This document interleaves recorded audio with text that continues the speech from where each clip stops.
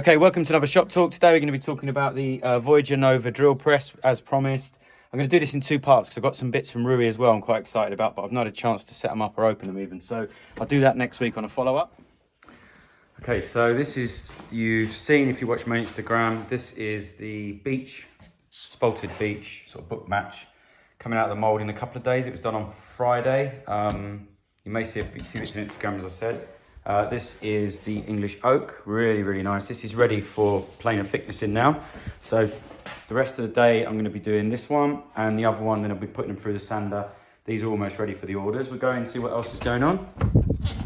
So the English oak hi-fi cabinet's finished. It's all ready to glue up. I'm just waiting for some oak face ply for the back. The client needs as much room as possible, so I'm going to use ply on the back. The rest of it's solid oak. Here's the rest of the shelves. Over here, this is the first. This is actually a kitchen breakfast bar. If you follow it again on Instagram, you might see some pictures. This build will be coming. It's pretty simple. It's just a resin pour, flattening it off. But I'm going to ask the client, because it's in their new home, whether I can video the installation, which is going to be interesting. Something I've not done before, which is actually going to be resin bonding this to a really expensive granite top with like an overhang kind of thing.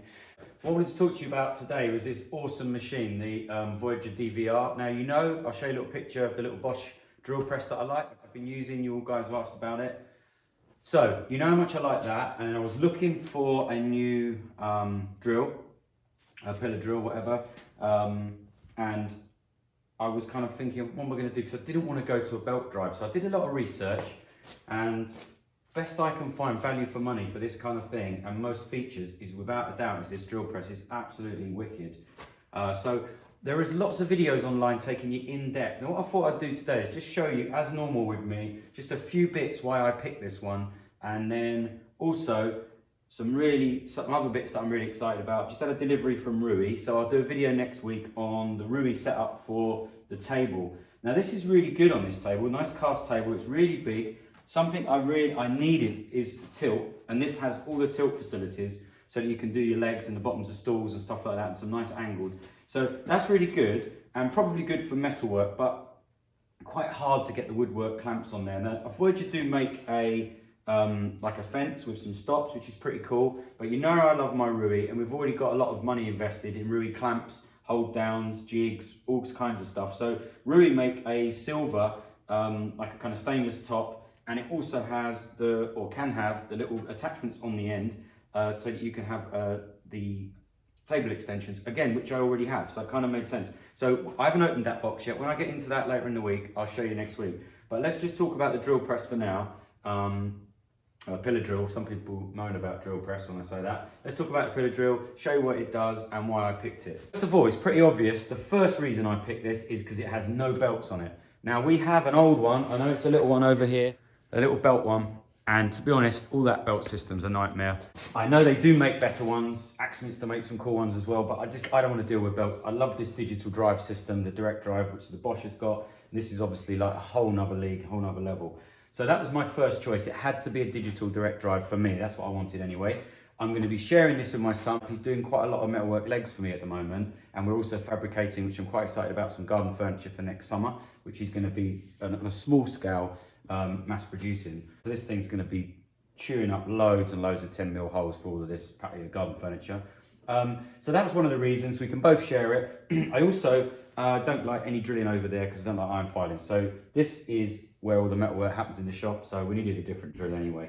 So let's have a look at the features. So first of all, it has a 150mm throw. So it also has, it's really cool, safety, stop. And if you look in here, really quick push button, slide up and down, physical stop to lock the height.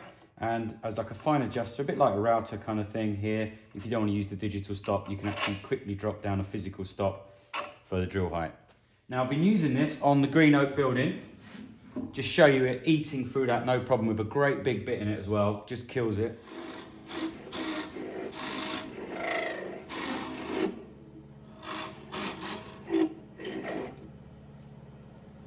You know I like the Bosch direct drive system, so there's no way I was going to go back to using a belt. I really like the sort of just a very small ergonomic design, even though it's a killer powerful machine. The next thing is, because there's no belts, obviously the speed is completely variable, which you just can't do with a belt, and I find it so useful There's so many different things. Like if you're working with metal, you want it really slow. If you're working with high speed wood, working with soft green oak, whatever. We've even got this kind of great big drum sander type thing that attaches onto here. You can't use those at high speed. This is absolutely brilliant. So you can use it as a little drum sander for your awkward corners. That's really good. Again, digital drill. You can just start it, just change it right down to a little trickle. You can go down to 150 RPMs.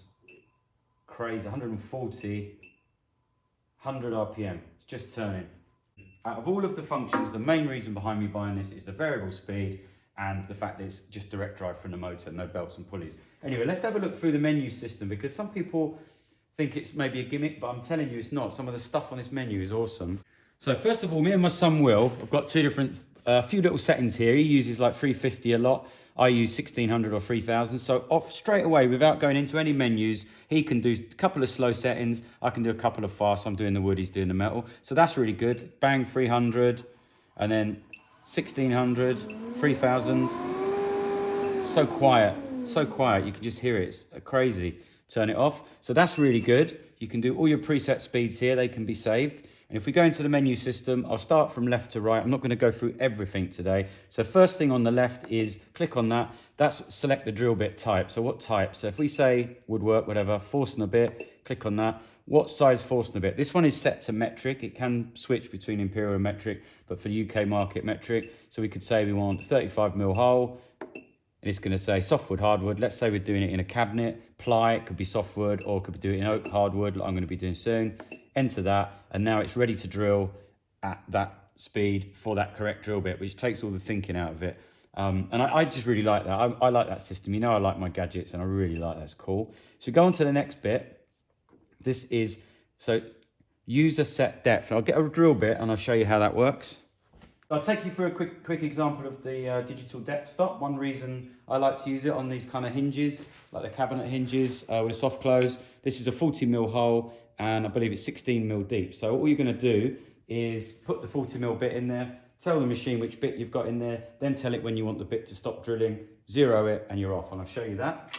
So first of all, quickly tell it what bit we've got in there. We go to drill bit types. We're going to go to Forstner. And we're going to go to size. We said it's 40mm, so between 35 and 51. That's done. We're drilling into oak, which is hardwood. That's done. Confirm. Now, the next thing is telling it how deep we want to drill. We want to go to the menu. We want to drill to 16mm, like I just said. So just confirm that's done. Then literally plunge the bit down. Nice big zero button there. That's now zeroed. And you're ready to drill. You're going to get a beep as it gets close.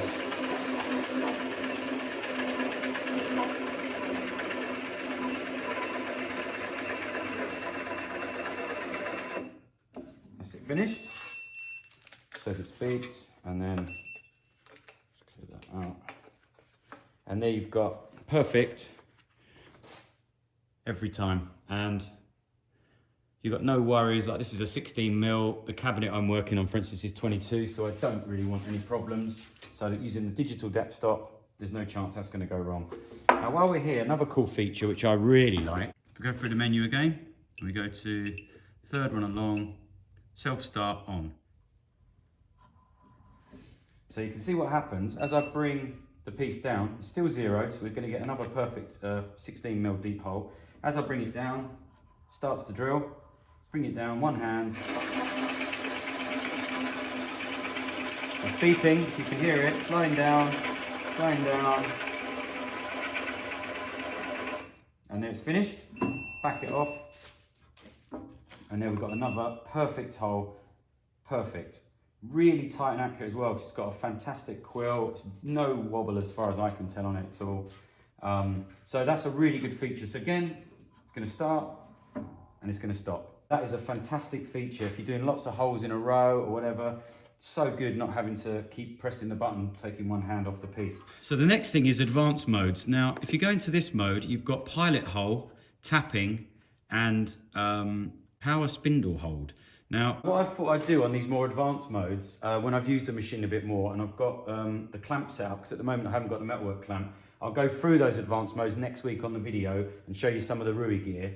But what the idea with pilot hole is that it's gonna, instead of you, say you're drilling a piece of round, instead of having to put a punch, you can get it in a metal vise or whatever, if it's a metal tube, bring it down slowly, get it lined up. As you start, it goes really, really slow. Now this machine knows the load, and as it breaks through the first bit of, say, the pipe or whatever, it will then speed up to its normal speed because it knows the pilot's done, and it will carry on. Now the tapping mode is for when you are going to use this to tap threads. Now I'm going to do some of that. I've got some new taps coming, and I'm going to do that on some aluminium profile and see how well that works. Once I look into that, I'll bring you back on that. Okay, last thing I'm going to show you guys today is it's got a brake. Now this isn't the biggest bit of all, 40mm, but if we start it, when we stop, look how quick it stops. And with a great big bit, it's got a brake in there, digital brake, similar to like the Felders and the Altendorfs, the new modern saws. They have a digital brake, which is actually like engine braking. So rather than waiting for the bit to slow down, and that really comes on into its own with something like this. I'll put this in and show you. So if you look at a bit like this, really big and heavy, start it up, do some sanding, stop it, stop straight away. Absolutely brilliant if you're going to use this. A really cool tool and saves you buying something else. Now what you'll notice here, when that sander is, so that is running like a normal drill, so kind of an anti-clockwise or left-hand turn. But if you go up to the menu, what you can do here is you can reverse. So now it's spinning the other way, it's more like a router, and we can come in with or without the table. Again, infinite speed. So if you're going to use one of these great big sanding attachments, really useful for that, being able to reverse it. Okay, that's it for this week's update. Just a bit short, not too in-depth. There'll be some more in-depth stuff on some of the deeper features once I set up the new clamping system, which I'll show you next week when I go through it. Just this little clip at the end of the video as I was bringing this in. If you want to see what it takes to put it together, it does come on a pallet. So if you're thinking of getting one, make sure you've got access. It is really, really heavy, and you do need 2 people to lift this kind of main unit onto the top. It's quite a struggle. If you're on your own, I don't think you could do it. So thanks again. Thanks so much for watching. Just to say, if you check the links in the descriptions to anything that's relevant here, I've also now got, believe it or not, an Amazon shopfront or whatever it's called, with links to, I'm slowly building it up, but basically anything I've used or use in my shop all the time, this is not for me to sell you stuff, anything that I'm using, people ask me where do I get it, everything that I buy, that I get from Amazon, I'm going to start adding it to this shop, so it'll be under different categories, and if you're interested in any of the stuff and you click and buy it from that link, then you will be definitely helping the channel out big time, because there is some sort of percentage that I'm going to get back. I don't know what it is, but it'll all go back to making videos, I promise you that. And thanks so much for your support as always. I'll see you on the next one. Okay, pretty excited. New beast for the workshop. Let's get it in, get it set up, and then I'll show you guys it working, and there'll be an update once I've been using it a while. Let's get going. Really excited about this. Needs 2 people to lift it. It's a beast, couldn't lift it off, needed a forklift to get it off, or at least 2 of you. And it's bloody heavy. The head is really, really heavy. He always says that when I see him, I see the videos. And he's come over the one.